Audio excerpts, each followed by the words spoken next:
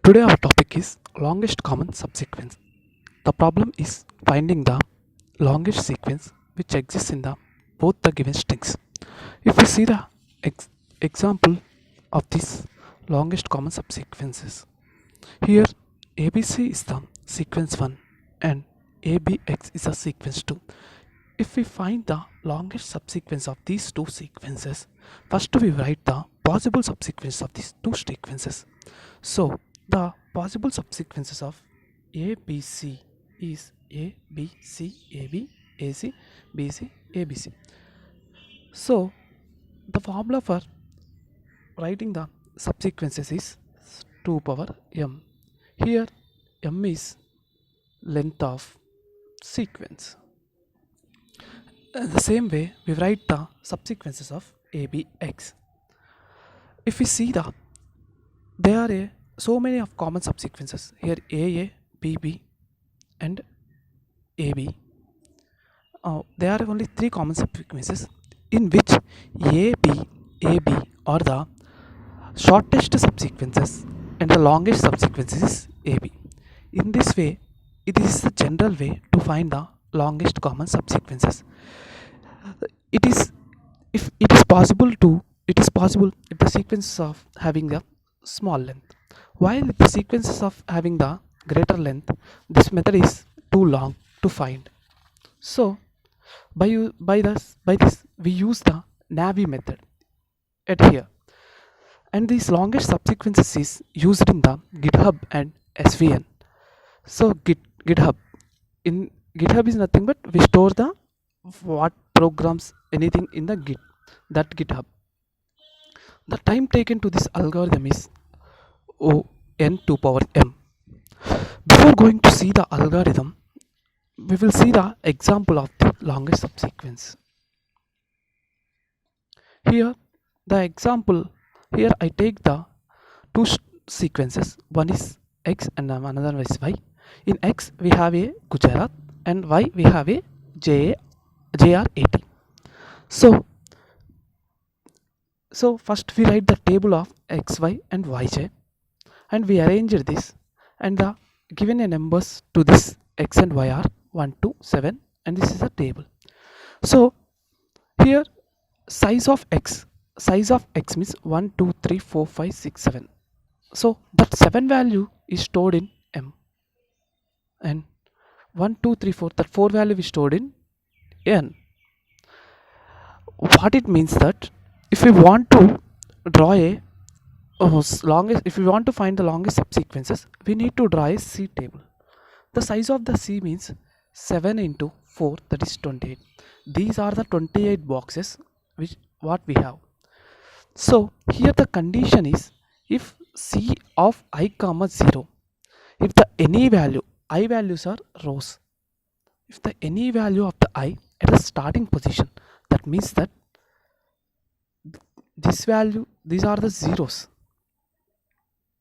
In the same way, C of 0 comma j, and any value of the j at the starting position is zeros, 0 0 0 0. Then we move that if xi equal to xj, it means that if the first value in a x is equal to second value in y, first value in y, and the same way first value in x is equal to the second value in r. If they both are equal, we have to do this operation. Else if it is not, we have to perform this operation. If both the conditions are not satisfied, we perform this operation. So if we see that if g and g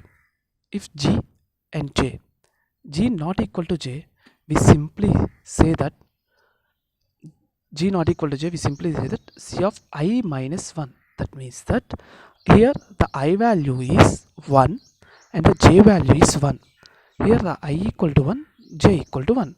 We have to perform I minus 1. That means 1 minus 1, that equals 0. That means 0th position of I, and I comma j minus 1. That means this position and this position, these two positions.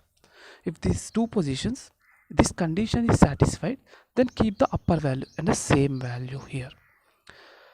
Here G not equal to all these values, so we continue zeros here and here.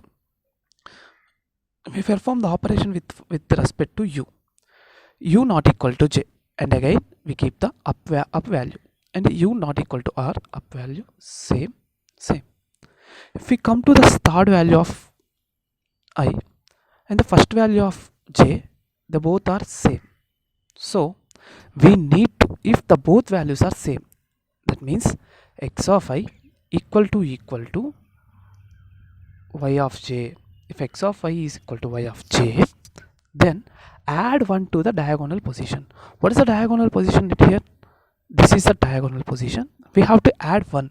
So 0 plus 1 equal to 1. When the value is changed, we need to follow this. If you can see,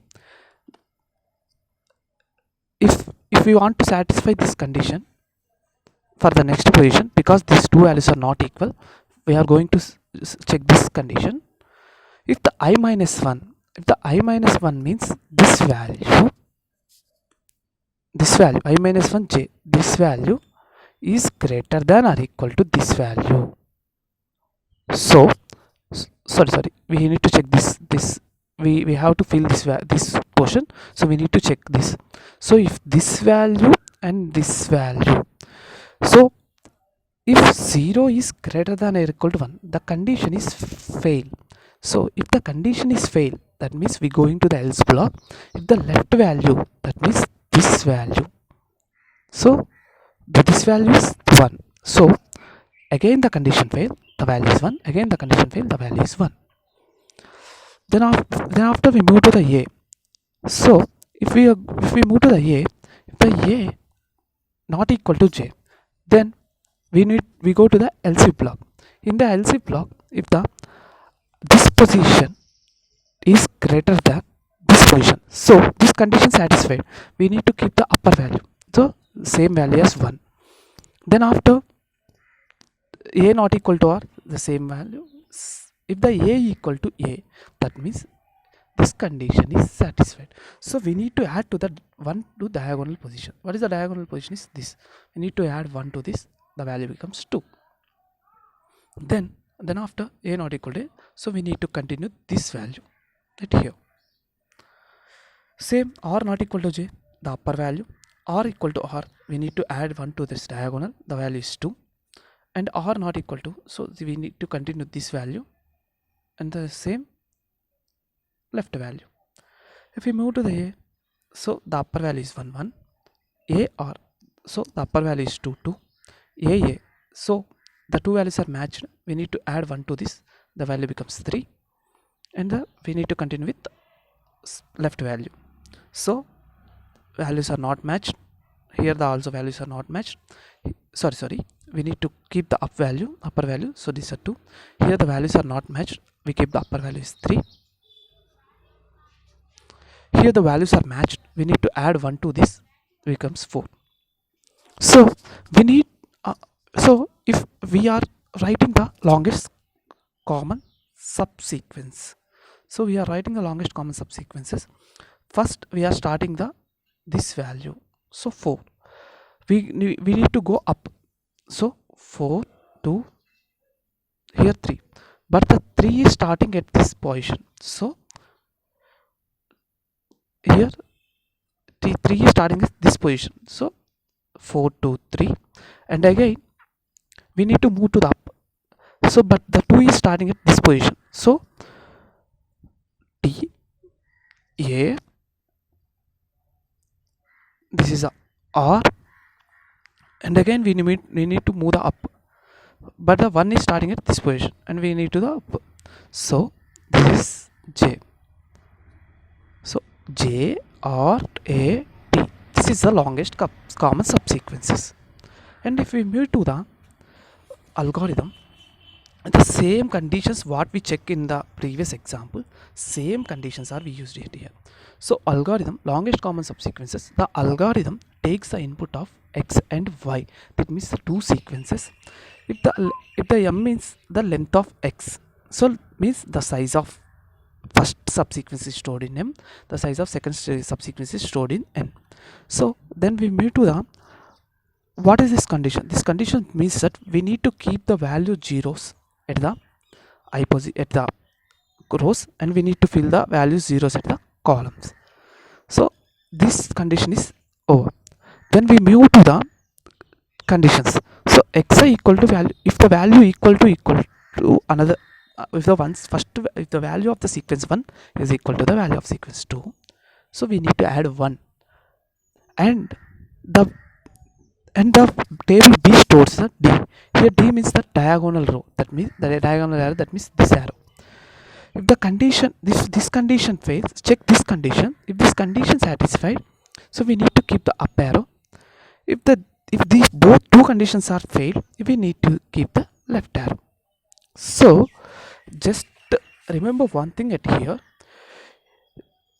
just keep the values, what is the upper value of this, up to when the condition, when the value becomes changed, that means at this position. Up to now we have to keep this upper values only. If at which the condition, if this which the value becomes changed at this position, the value is changed. So if when the value is changed, the upper arrow becomes the left arrow.